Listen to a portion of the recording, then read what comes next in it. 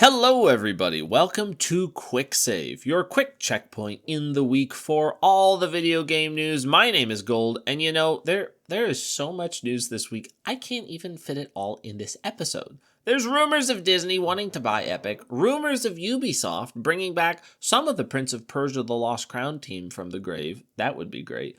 Rumors that the next God of War game might draw from multiple mythologies, that would be... I don't know if I'd like that. That'd be interesting. It'd be cool, probably, hopefully. And to top it all off, there's apparently another Roblox game that's being adapted into a movie. I forgot there was even a first movie being talked about. Roblox is just so it's so outside of my field of view. It's like, like when you mow the lawn and you walk outside the next morning only to find like a foot tall dandelion surrounded by low, freshly cut short grass. You're just going like, where did that come from? It's just wild.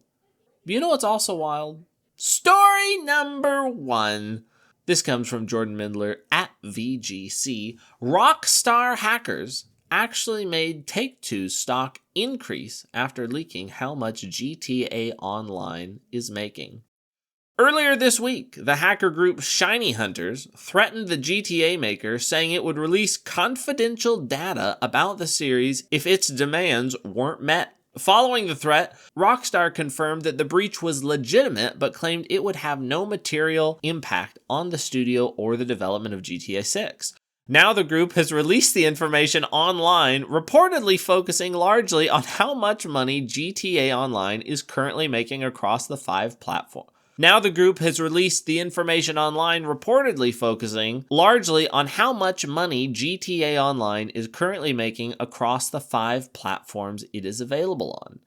In GTA Online, as I'm sure many of you know, players can buy shark cards, which give players in-game currency. Shark cards range in price from the Tiger Shark card, which gives player 250,000 in-game dollars for $5, to the Megalodon Shark card, which give players 10 million in-game cash for $100. According to the leaked data, Rockstar is making more than $1 million a day from GTA Online and around $500 million annually. Following the revelations surrounding how much money the game is still making in 2026, which, need I remind you, this is outside of the article, is 13 years later, Take-Two's stock shot up when trading opened on Tuesday morning.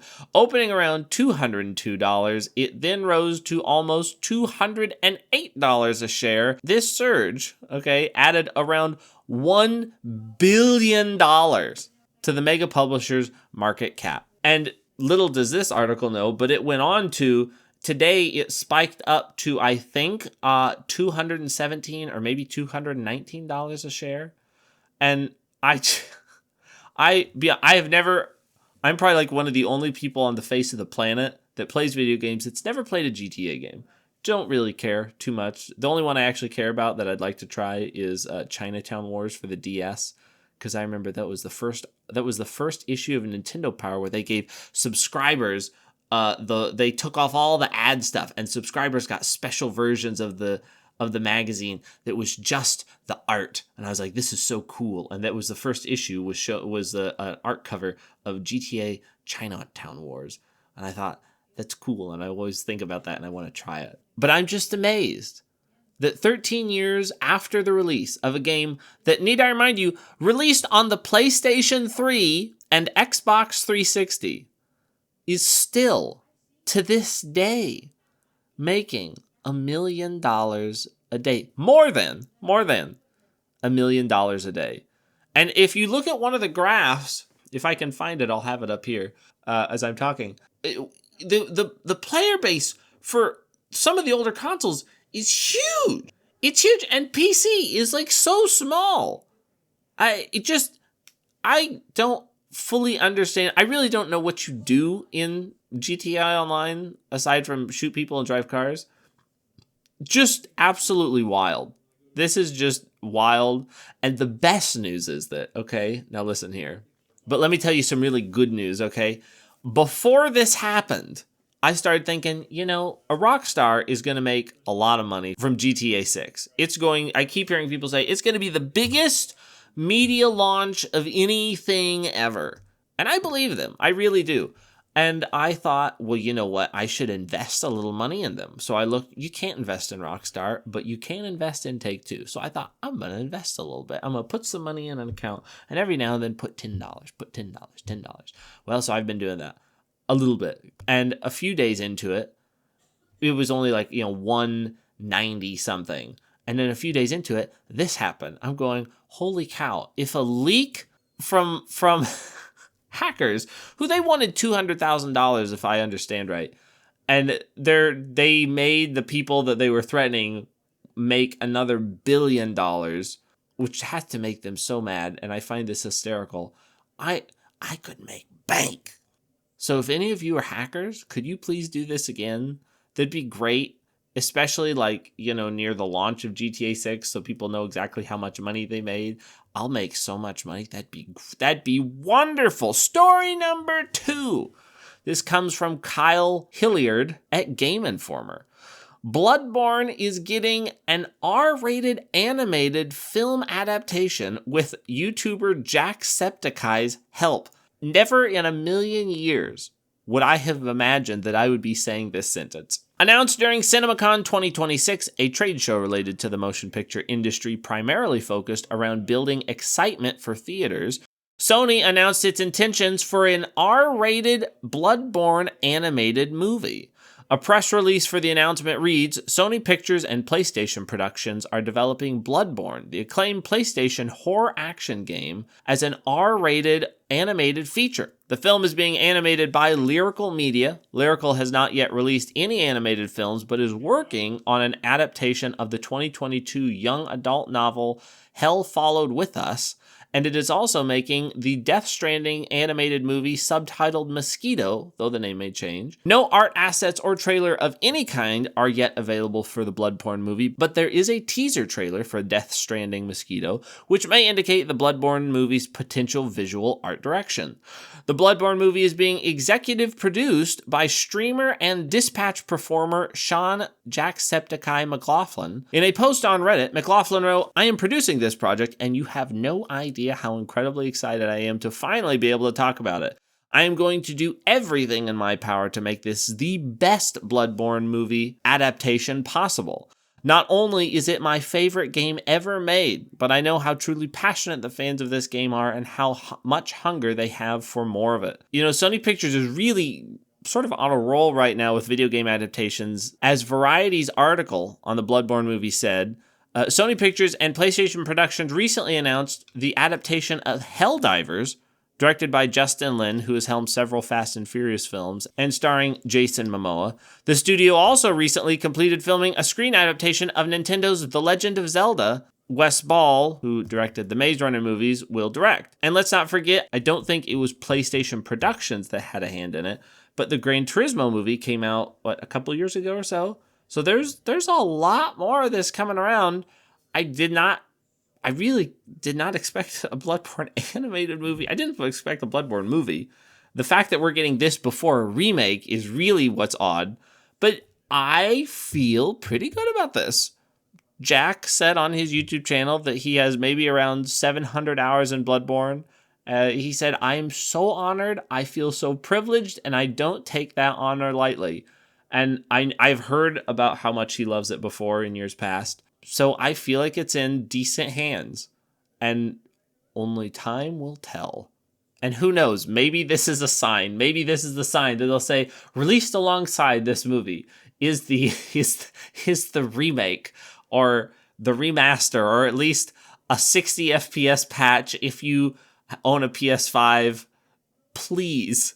Story number 3 comes from Eddie, I don't know how to pronounce his last name, at GameSpot.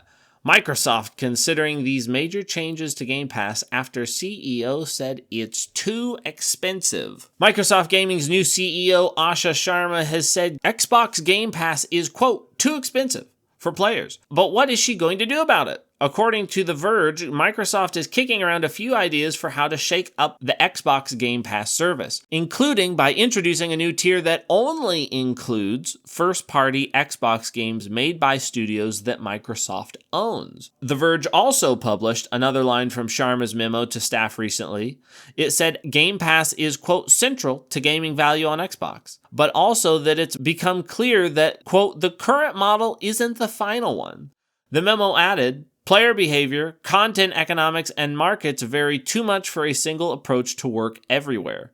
The other parts of the memo, which were published previously, included a mention from Sharma that she wanted to evolve Game Pass to become a, quote, more flexible system. Beyond a new Game Pass tier for first-party games, The Verge said Microsoft is also considering more bundling of third-party services. Currently, Game Pass Ultimate also includes subscriptions to Fortnite Crew, Ubisoft Plus Classics, and EA Play. There's no word on what other third-party services could be added to Game Pass, but Netflix co-CEO Greg Peters said in March that he and Sharma had kicked around ideas in regarding to bundling. Also in the report, it was claimed that Microsoft is mulling over the idea that it would stop adding future new Call of Duty releases to Game Pass at launch. The decision to put Call of Duty Black Ops 6 in Game Pass at launch in 2024 reportedly led to $300 million in lost sales for Microsoft. However, the inclusion of the game in the service no doubt led to new Game Pass signups or lapsed subscribers deciding to come back, so the dollar amount doesn't tell the whole story. In related news, researcher and editor Joost van Druren recently reported to Sharma's memo with his thoughts on how Microsoft could make Game Pass more appealing. He said Microsoft could offer a lower price tier in the area of $6 a month, but also stressed that Microsoft can't grow Game Pass to big new heights based on pricing alone. To really grow and appeal to the 3 billion gamers around the world, Van Druren said Microsoft should drop its pride and lean into advertising to help subsidize costs, just like many other areas of entertainment have. As it happens, Microsoft is reportedly considering a new Xbox cloud gaming tier that lets people play games for free in exchange for watching ads. No changes to Game Pass are expected to happen immediately, as The Verge's report said Sharma is taking time to listen to key stakeholders and gather feedback for the time being. GameSpot has contacted Microsoft in an attempt to get more details on any changes coming to Game Pass. Xbox is like the gift that keeps on giving, at least in regards to news. There's always something to talk about. They're just so big anymore. They are basically the biggest publisher for games in the world, and I'm fascinated because they're losing. I mean, in all respects, the console wars are sort of more or less over. I mean, PlayStation clearly won. The Xbox One just lost them the war. The way they handled digital games during that era, it was not the era to mess up, and they did. And somehow Nintendo's never really done well with digital stuff, but Nintendo's just the one in the back of the room working out by himself and no one's paying attention, and then he comes back and he's just like Omega buff. I worry for Xbox because I feel like we somewhat are at a tipping point, and if things don't go right, I feel like things could go very wrong. But hopefully they do go right. $30 a month for Game Pass that's a lot of money. That's a lot of money. I'm very interested in seeing what a cloud gaming tier that you'd get for free by watching ads, how that would perform, where they would insert the ads. Would it be like a timer? Oh, every 30 minutes you have to watch a minute ad or something. Just very interested to see what the results would be for that too. The only thing we've really gotten to see and hear from Asha Sharma is just everything sounds good, but until she actually does something, I don't know. Hopefully at the presentation in June, I really want her to be there. I think it's very important that she makes an appearance in the video.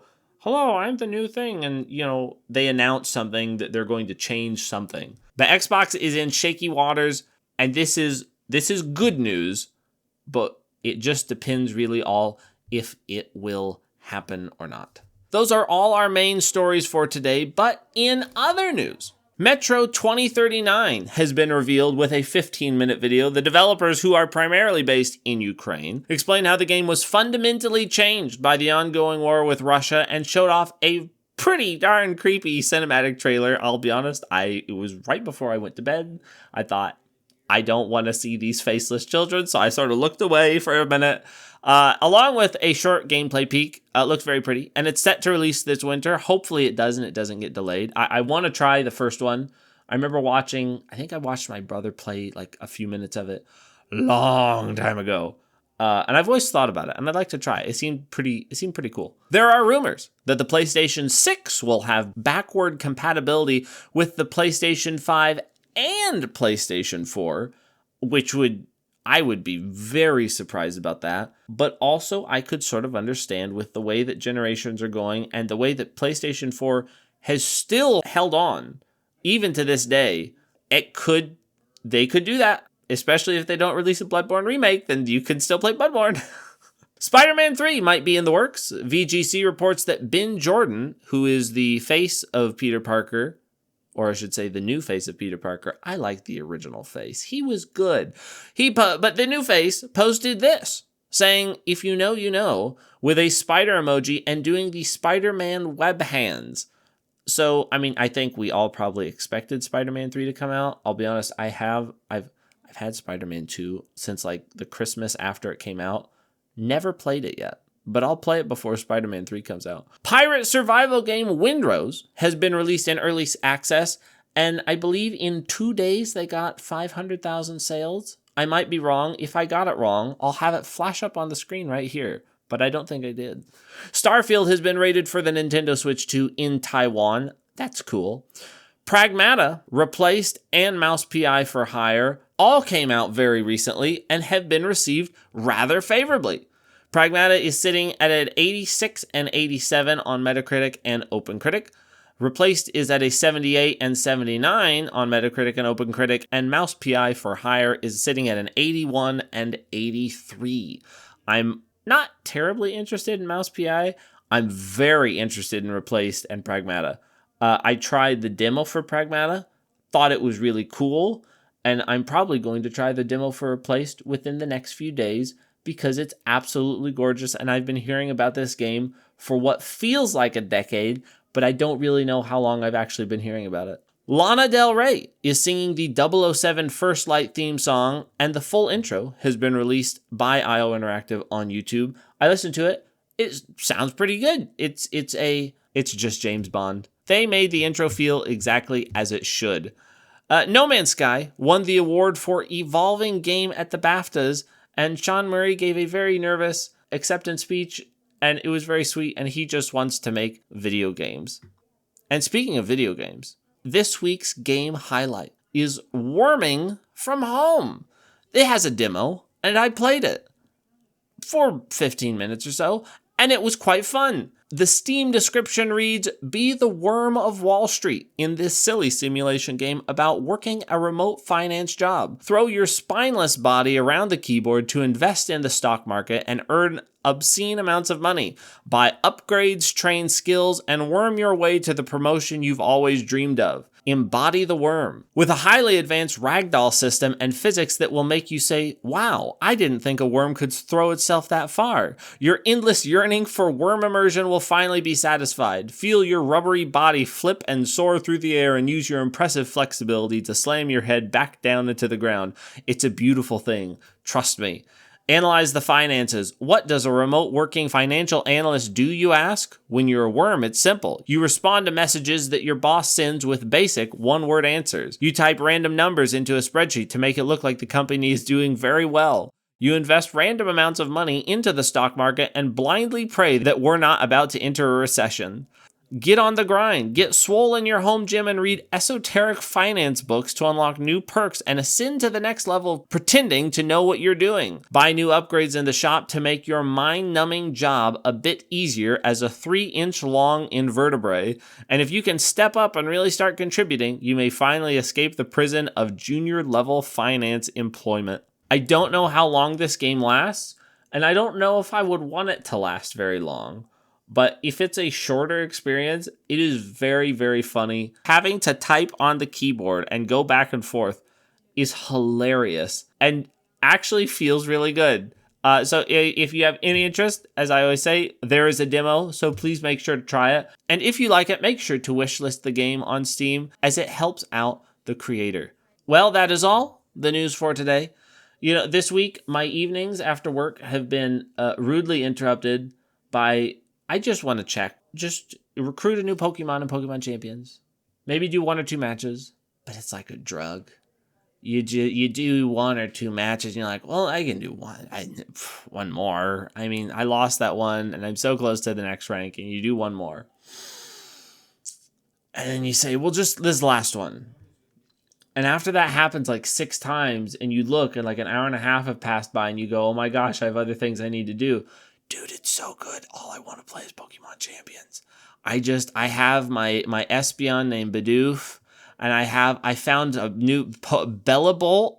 Oh my gosh, he's the coolest I didn't know he existed. I haven't played the newer Pokemons in a long I haven't played the newer Pokemons.